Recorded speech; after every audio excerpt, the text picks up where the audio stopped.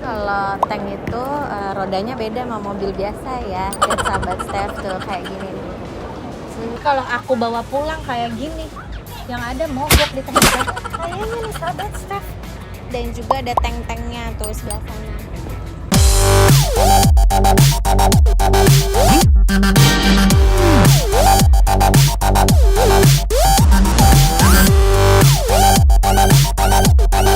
Halo sahabat Steph, balik lagi sama aku Nadia Stefani di YouTube channel aku Nadia Stefani Official. Nah, episode jalan-jalan kali ini aku ke Indo Defense Expo. Nah, seperti apa kalian harus ikutin aku terus dan jangan lupa untuk subscribe, like, share, dan komen di YouTube channel aku.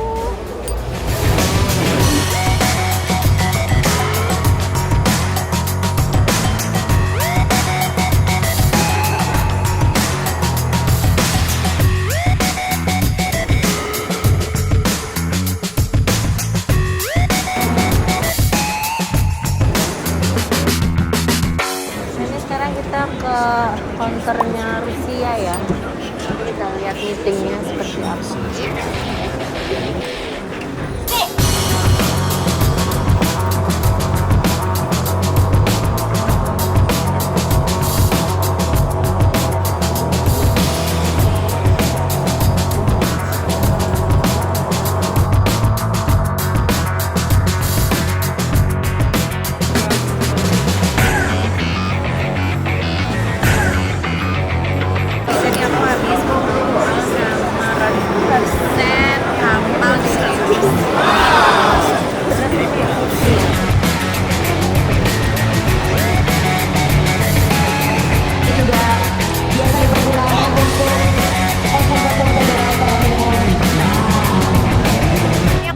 Ada di outdoor. Nah, ini ada rantis buatan Pindad dan juga ada tank-tanknya tuh sebelah sana.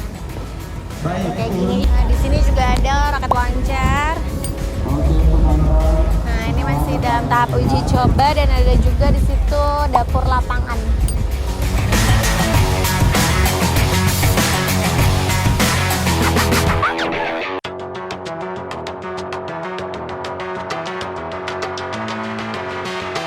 Ada apa ini? Tank ya, coba lihat di sini deh. Nah, jadi kalau tank itu rodanya beda sama mobil biasa ya.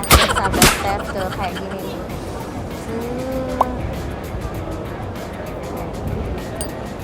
Tuh ya. Ini buatan Pindad juga.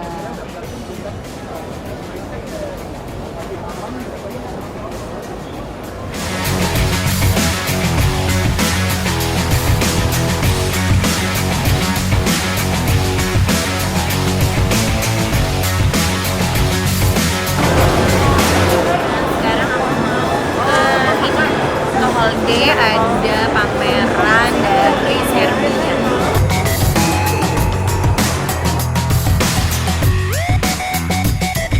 Nah, ini sekarang udah nyampe di Yugo Import nih dari Serbia. Dia jualan munisi. Ini kayak gini. Nih.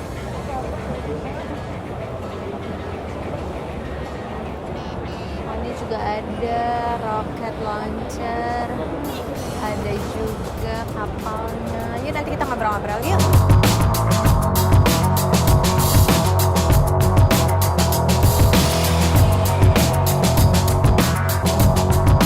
Nah, sahabat Steph, aku sekarang udah sama panitia di Indo Defense Expo. Nah, aku mau tanya-tanya sedikit nih ke panitianya.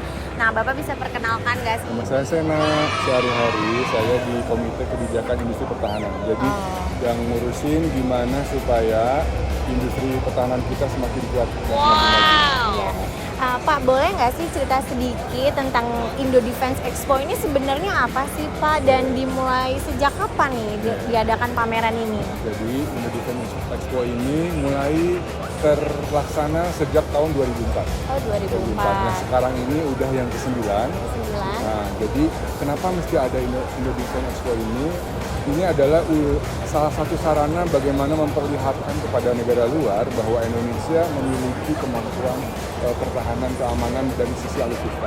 Pokoknya dari penggunanya juga membutuhkan, lalu ternyata industri pertahanan juga jalan, dan itu apa istilahnya harus ditunjukkan sama negara luar. Nah, dan di luar dugaan memang di dalam tempat ini transaksi-transaksi bukan hanya untuk di dalam negeri saja, tapi sengaja gitu. orang-orang investasi bikin booth di sini supaya bisa berjualan internasional. Jadi kita adalah bagian dari supply chain internasional. Oh gitu, jadi semacam business matching juga ya Pak antara prinsipalnya gitu ya. Oke, berarti ada beberapa negara ya Pak yang ikut di sini. Kurang lebih ada berapa Pak peserta expo-nya? Di tahun ini meningkat terus ya, sampai sekitar lebih dari 200 negara untuk yang sekarang ini dari yang kecil-kecil.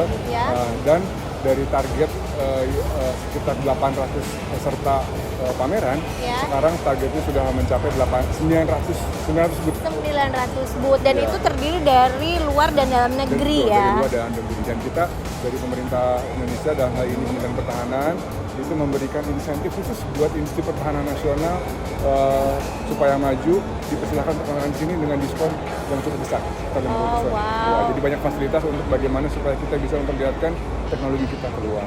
Oh gitu, berarti kalau gitu tuh pasti ada impact positif ya Pak. Nah impact positifnya apa nih untuk para industri pertahanan dalam negeri ini nih Pak?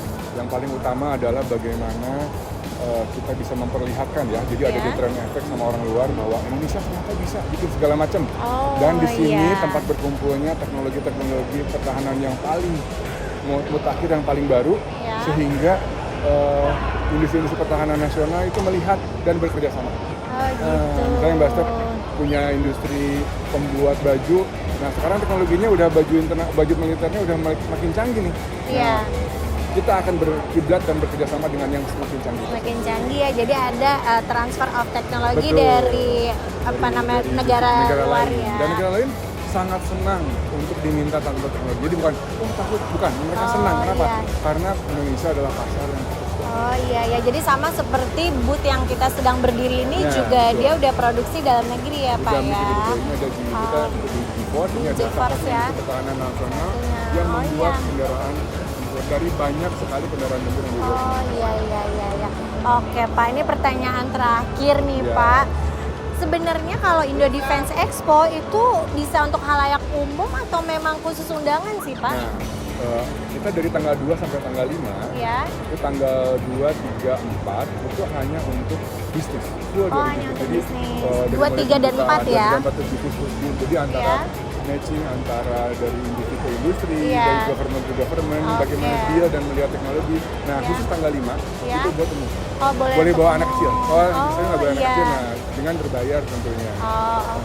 Iya, karena kita nih halayak umum nih kan penasaran nih alutsista di Indonesia atau maupun di luar negeri ini seperti apa sih, mau lihat secara langsung dan secara dekat. Mungkin selama ini kan lihatnya hanya di layar kaca aja kan Pak. Mereka senang, anak senang bisa melihat. Iya. Oke, kalau gitu terima kasih Pak Sena atas waktunya untuk wawancara. Oke sahabat Steph, terima kasih. Jangan lupa untuk subscribe, like, komen, dan share di YouTube channel aku, Nadia Stephanie. Nah, ini sekarang kita lagi ada di booth-nya GeForce. Jadi GeForce ini dia produksi kendaraan taktis, ada juga pakaian untuk penanggulangan huru-hara, ada IPP set untuk anti peluru. Oke, kita lihat-lihat yuk. Ini baja ya Pak? Ya, Oke lah, kita mencoba. Bismillahirrahmanirrahim. Nah ini aku sekarang udah ada di dalam. Wow. Kalau di dalam kayak gini ya rasanya ya. Iya. Ini dalamnya beda nggak sih? Tuh, tombolnya tuh beda loh. Tuh, tombol-tombolnya beda. Jadi kalau aku bawa pulang kayak gini, yang ada mogok di tengah jalan. Kayaknya sahabat Steph. Oh, keren.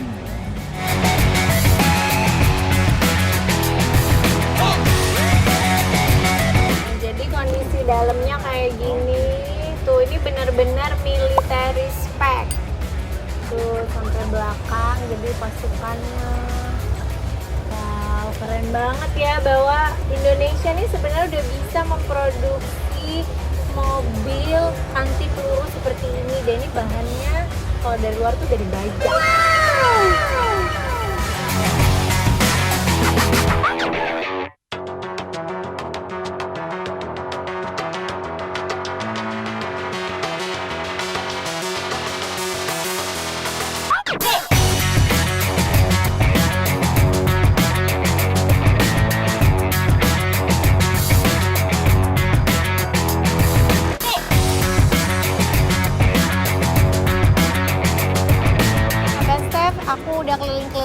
sama orang-orang kantor ini. Saatnya kita pulang, soalnya kita udah dari jam berapa tuh ya sampai dengan sore.